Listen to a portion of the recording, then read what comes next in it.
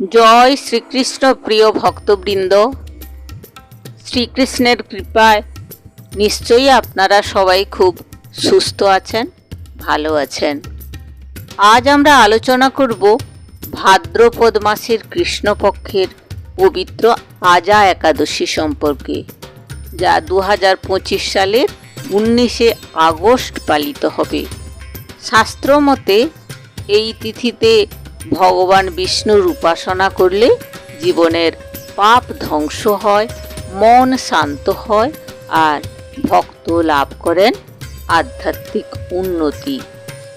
এই আজা একাদশীকে আবার অন্নদা একাদশীও বলা হয়।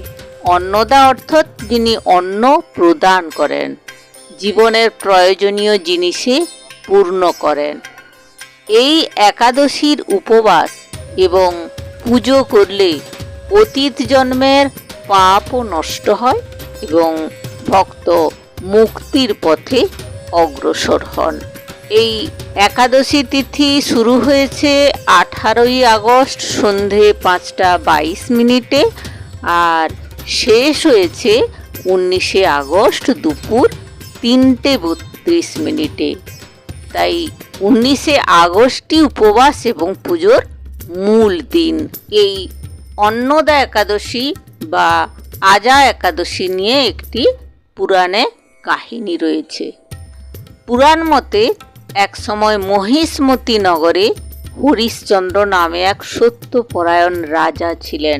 তিনি সত্যকে জীবনের চেয়ে বেশি ভালোবাসতেন, কিন্তু ঋষি বিশ্বামিত্রের কথায় প্রতিজ্ঞাবদ্ধ হয়ে রাজ্য, পরিবার সব কিছু হারিয়ে তিনি শ্মশানবাসী হয়ে যান। রাজা হয়ে যান ভিখিরি। জীবনে ছিল প্রচণ্ড দুঃখ এবং দারিদ্র। একদিন এক সাধু রাজাকে আজা একাদশীর মাহাত্ম্য শোনালেন। রাজা উপবাস পালন করে ভগবান বিষ্ণুর পুজো করলেন। তার ফলে কি হলো? তার সমস্ত পাপ নষ্ট হয়ে গেল। হারানো রাজ্য তিনি ফিরে পেলেন, স্ত্রী পুত্রের সাথে মিলিত হলেন এবং জীবনের শেষ পর্যন্ত সত্য এবং ধর্মের পথে চললেন। আপনারাও এই একাদশী পালন করুন। এই পালন পদ্ধতি এমন কিছু কঠিন নয়।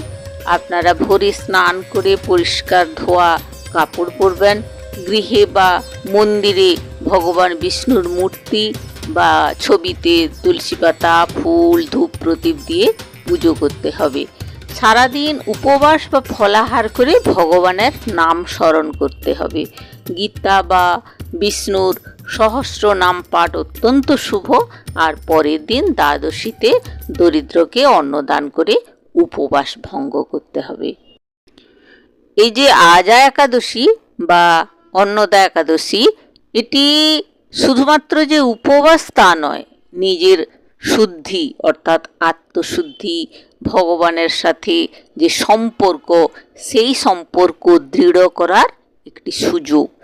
আমরা সবাই 19শে আগস্ট আজা একাদশী পালন করি, ভগবান বিষ্ণুর কৃপা লাভ করি এবং জীবনের অন্ধকার দূর করি।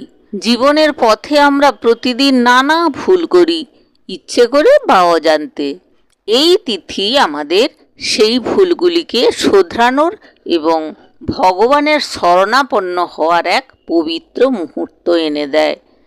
শাস্ত্রে বলা হয়েছে, একাদশী উপবাসে ভগবান স্বয়ং সন্তুষ্ট হন, আর সন্তুষ্ট ভগবান তার ভক্তকে কখনো পরিত্যাগ করেন না। এই দিনে আমরা যদি মন দিয়ে ভগবানের নাম স্মরণ করি, অন্যের প্রতি দয়া এবং সহানুভূতি দেখাই এবং পাপ থেকে দূরে থাকি, তবে জীবনের অন্ধকার নিজেই দূর হয়ে যাবে। তাই বন্ধুরা, আসুন 19শে আগস্ট আমরা সকলে মিলে আজা একাদশী পালন করি। ভগবান বিষ্ণুর চরণে আমাদের মন, আমাদের কথা, কর্ম নিবেদন করি এবং প্রতিজ্ঞা করি যে আমরা সৎ পথে চলব, সবার মঙ্গল কামনা করব এবং জীবনের প্রতিটি মুহূর্তে ঈশ্বরকে স্মরণ করব। শেষে বলি বন্ধুরা, ভক্তি হলো সেই সেতু যা আমাদের মানুষ থেকে মহামানব করে তোলে, আর একাদশী হলো সেই দিন যখন সেই সেতুতে আমরা এক ধাপ এগিয়ে যাই। তো বন্ধুরা, আজ এই পর্যন্ত। নমস্কার, ভালো থাকবেন, সুস্থ থাকবেন, ধন্যবাদ।